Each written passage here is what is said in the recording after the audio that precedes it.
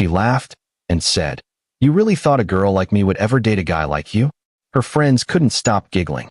I smiled and replied, "Good. Then this is the last time you'll have to see me." Later that night, her best friend sent me a snap that made my hands go ice cold.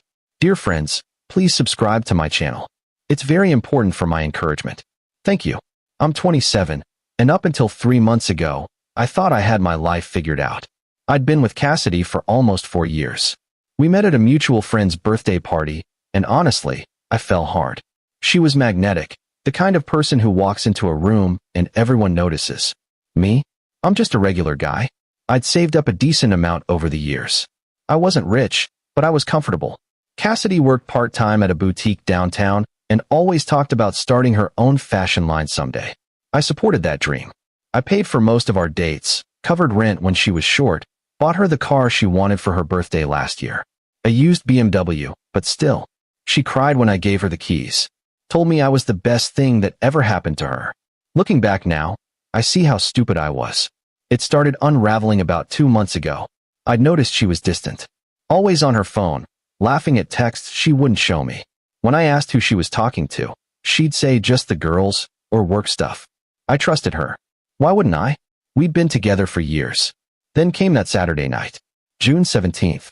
I remember the date because it was supposed to be our anniversary dinner. I'd made reservations at this upscale Italian place she'd been wanting to try. Cost me over $300 just for the deposit. I showed up at her apartment to pick her up at 7 p.m. sharp, wearing the suit she liked. She opened the door in sweats and a tank top. No makeup, hair in a messy bun. "Oh," she said, not even looking guilty. "I forgot to tell you. I'm going out with the girls tonight." Rain check. I stood there like an idiot, holding flowers. "Cassidy, we've had this reservation for 3 weeks. It's our anniversary." She rolled her eyes. "Babe, anniversaries are just capitalist constructs anyway. We can celebrate whenever." Before I could respond, I heard laughter from inside her apartment. Female voices. I recognized them. Her friends Brittany and Zoe. They'd never liked me. Always made these little comments about how Cassidy was too good for a guy like me, how she should be dating someone with ambition. Brittany appeared behind Cassidy, drink in hand. "Oh, he actually showed up? Cass, I thought you said you were handling this." "Handling what?" I asked. Cassidy sighed like I was being difficult. "Look, I didn't want to do this tonight, but I think we should take a break." "A break? On our anniversary?" "See, this is exactly what I mean. You're so clingy. I need space to figure out what I want." Zoe chimed in from the couch. "Honestly, Cass has been unhappy for months. She's just been too nice to say it." I felt my face get hot. "If you've been unhappy, why didn't you tell me? Why did you let me think everything was fine?" Cassidy crossed her arms. "Because you're sensitive. I didn't want to hurt your feelings. So you're hurting them now instead? The night of our anniversary." Brittany laughed, actually laughed. "Dude, take a hint. She's outgrown you. It happens." I looked at Cassidy, waiting for her to defend me, to tell her friends to shut up. She didn't. She just stood there, chewing her bottom lip, avoiding my eyes. "So that's it," I said. "For years and you're just done?" "I think it's for the best," she said quietly. "You deserve someone who appreciates you. And you don't." She didn't answer. I left the flowers on her doorstep and walked back to my car. As I was pulling away, I heard them inside laughing again. Brittany's voice carried through the open window. "Oh my God, did you see his face? He looked like a kicked puppy." More laughter. I drove around for 2 hours before going home. Didn't cancel the reservation. Just let it go to waste. Update 1. For the next week, I was a mess. Called in sick to work twice. Couldn't sleep. Couldn't eat. I kept replaying that night in my head, trying to figure out what I'd done wrong. I texted Cassidy a few times, asking if we could talk. She left me on read every time. Then, 8 days after the breakup, I got a text from a number I didn't recognize. "Hey, it's Lauren. Cassidy's friend. We need to talk. Can you meet me at Greystone Coffee tomorrow at 2? Lauren. I'd met her once or twice at parties. She was quieter than Cassidy's other friends, seemed decent enough. I didn't know why she'd want to meet me, but at that point, I was desperate for any information. I showed up 15 minutes early, ordered a black coffee I didn't drink, and sat in the back corner. Lauren arrived right on time, looking nervous. She kept glancing at the door like she was worried someone would see her. "Thanks for coming," she said, sliding into the seat across from me. "What's this about?" She pulled out her phone, hesitated, then turned it toward me. I need to show you something, but you have to promise not to tell Cassidy I was the one who told you. Told me what? She opened Instagram and showed me Cassidy's story from the night of our anniversary. There was a video. In it, Cassidy was at some club downtown, dancing with a guy I'd never seen before. Tall, good-looking, wearing a designer jacket. His hands were on her waist. She was laughing, kissing his neck. The timestamp said 10:47 p.m., less than 4 hours after she'd dumped me. Who was that? I asked, my voice barely above a whisper. His name is Cameron. He owns a few restaurants downtown. Cassidy's been seeing him for about 2 months. 2 months. While we were still together. While I was paying her rent. Why are you showing me this? I asked. Lauren looked genuinely uncomfortable. Because it's not right. Cassidy's my friend, but what she's doing is messed up. She's been lying to you, using you for money while she was already dating this guy.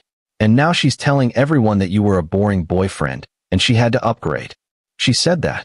Her exact words at brunch last Sunday. Brittany and Zoe were laughing about it. About how you probably cried when she dumped you. About how you were so easy to manipulate. I felt like I'd been punched in the stomach. Lauren reached across the table. I'm really sorry. You deserved better than this. I thanked her and left. Sat in my car for 20 minutes, just staring at the steering wheel. Then I scrolled through Cassidy's social media. Her Instagram was private now, but I checked her tagged photos. Found Cameron's account. Public. Loaded with pictures. There were photos of them together going back 7 weeks. Fancy dinners. Weekend trips. Him buying her jewelry. In one photo from 3 weeks ago, she was wearing a necklace I'd never seen. Caption read, "When he spoils you just because red heart." I'd been paying her phone bill that same week. Update 2. I spent the next few days doing what any self-respecting person would do. Absolutely nothing productive. I called out of work again, ordered too much takeout, and went down a rabbit hole of social media stalking. Cameron's Instagram was a goldmine. The guy documented everything. 34, owned 3 restaurants in the city, drove a Tesla. What really got me was a post from about 6 weeks ago. It was a photo of him and Cassidy at some rooftop bar. The caption, "Sometimes you meet someone who makes you remember what you've been missing. Hashtag new chapter, hashtag upgrade complete." Upgrade complete. Like I was a software version that needed replacing. Then something shifted. I was looking through my bank statements, something I should have done months ago, and I started adding up what I'd spent on Cassidy over the past year. Rent assistance, car payment, insurance, dinners, gifts, that trip to Miami she'd wanted for her birthday. It came to just over $37,000. $37,000. I sat there staring at my laptop screen, feeling this cold clarity wash over me. I'd been played. Completely, thoroughly played. And she was out there laughing about it with her friends and her new boyfriend. That's when I decided I wasn't going to be the sad ex-boyfriend anymore. I reached out to a lawyer friend from college. Asked him hypothetically what would happen if someone gave expensive gifts during a relationship and then wanted them back after a breakup. He said it was complicated, but he gave me the name of a lawyer who specialized in this kind of thing. The lawyer, Patricia, was in her 50s and had definitely seen everything. I laid out the whole situation for her. She listened, taking notes, occasionally raising an eyebrow. "So let me get this straight," she said when I finished. "You have proof of purchase for approximately $37,000 worth of gifts and financial support. You have documentation that she was cheating during the relationship. And you want to what exactly?" "I want my money back." She leaned back in her chair. "That's not really how relationships work, legally speaking. You can't sue someone for breaking your heart. But the car, I'm still making payments on it. It's in my name. Can I at least take that back?" Her expression changed. "The car's in your name?" "Yeah." She had bad credit, so I financed it. "It's registered to me." Patricia smiled. "Now that's something we can work with." Update 3. The repo happened on a Thursday morning. I'd coordinated with the finance company and a towing service. Completely legal since the car was in my name and I was the one making payments. According to the tow truck driver, Cassidy came out of her apartment at 8:47 a.m. to find an empty parking spot where her car used to be. He said she actually screamed and then started frantically calling someone. My phone blew up 20 minutes later. 7 missed calls from Cassidy. Then the text started. "Where's my car? What did you do? This is illegal, you psycho. I'm calling the police." I waited an hour before responding. "It's not your car. It's mine. I bought it. I'm paying for it, and it's registered in my name." You're welcome for the free use of it for the past year, though. She called me immediately. I answered. You can't just take my car, she screamed. I need it for work. Then maybe you shouldn't have cheated on the person who was buying it for you. That's not. We were broken up when Lauren showed me the Instagram story. Cassidy, you were with Cameron the same night you dumped me. And according to his posts, you'd been seeing him for 2 months before that. Silence. You used me, I continued. For money, for gifts, for everything. While you were already with someone else. Did Cameron know about me? More silence. That's what I thought. Well, now you can ask him to buy you a car. Good luck. I hung up. She tried calling back 14 more times. I blocked her number. The texts came from Brittany next. You're being so petty. It's just a car. Cassidy's crying, and she can't get to work now. You're ruining her life over a breakup? Grow up. I responded. I'm ruining her life? Tell your friend to ask Cameron for a ride. Or maybe she can explain to him why her ex-boyfriend was paying for her car while she was dating him. Brittany didn't respond to that. Final update. 3 days after I took the car back, I got a text from an unknown number. It was Cameron. Hey man, I think we should talk. This is getting out of hand. I was honestly curious, so I agreed to meet him at a Starbucks near my place. Cameron showed up in his Tesla, dressed in expensive casual wear. He was exactly what I expected. Confident, good-looking, the kind of guy who'd never had to work hard for anything. Look, he started. I didn't know about you until recently. Cassidy told me she was single when we met. She wasn't. Yeah, I figured that out after you took the car. He ran a hand through his hair. I just wanted to apologize, man to man. I wouldn't have gotten involved if I'd known. I studied him. He seemed genuine. Did she tell you I was paying for everything? Her rent, her car, her phone. His expression changed. What? While you two were going to fancy restaurants and taking weekend trips, I was covering her basic expenses. I showed him some of the bank transactions. His face went pale. She told me she was financially independent. She works part-time retail. She wasn't saving anything because I was her savings account. Cameron sat back, looking genuinely disturbed. I had no idea. We sat in awkward silence. Then Cameron said something that surprised me. She's been asking me for money. Started about a week ago. Said she had unexpected bills. Let me guess, car-related bills. Yeah, actually. And rent. She said her roommate bailed, and she needs help covering it. She doesn't have a roommate. She lives alone. And I was covering half her rent. Cameron's jaw tightened. He pulled out his phone and showed me his Venmo history. He'd sent Cassidy $1,200 over the past 10 days. I'm such an idiot, he said quietly. Join the club. I paid dues for 4 years. He looked at me with something like respect. What are you going to do now? Honestly, I'm done. I got my car back, I blocked her number, and I'm moving on. But you might want to ask yourself if you want to be with someone who lies this easily. Cameron nodded slowly. Yeah, I think we're done. He stood up, then hesitated. For what it's worth, she's been calling you crazy. Telling everyone you're stalking her and won't leave her alone. Of course she is. Just thought you should know. He extended his hand. I really am sorry, man. I shook it. Not your fault. You didn't know. It's been almost 6 weeks since everything went down. I'm back at work full-time. Actually got a promotion last week that came with a decent raise. The car situation resolved itself. I sold it to a dealership and made back about 60% of what I'd put into it.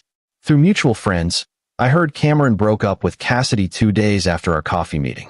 He confronted her about the money and the lies, and she tried to spin it that I was a controlling ex. He didn't buy it.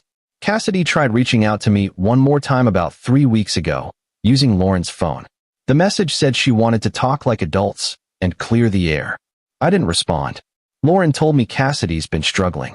Lost her job at the boutique because she missed too many shifts without reliable transportation. Moved back in with her parents. Brittany and Zoe apparently distanced themselves after everything became public. I don't feel good about any of that. I'm not vindictive enough to enjoy watching someone spiral. But I also don't feel bad. She made her choices. About 2 weeks ago, I matched with someone on a dating app.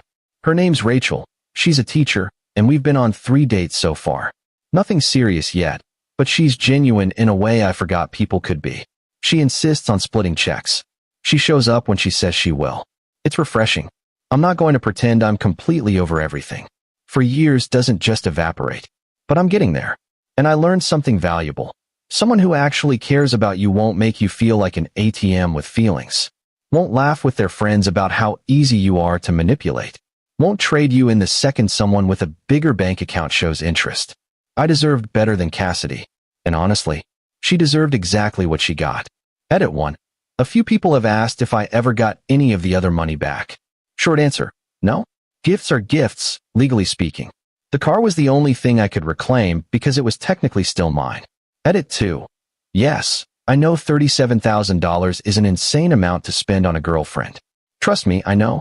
Looking back, I can see exactly how it happened, small things that added up over time, and me being too blind to notice I was being used.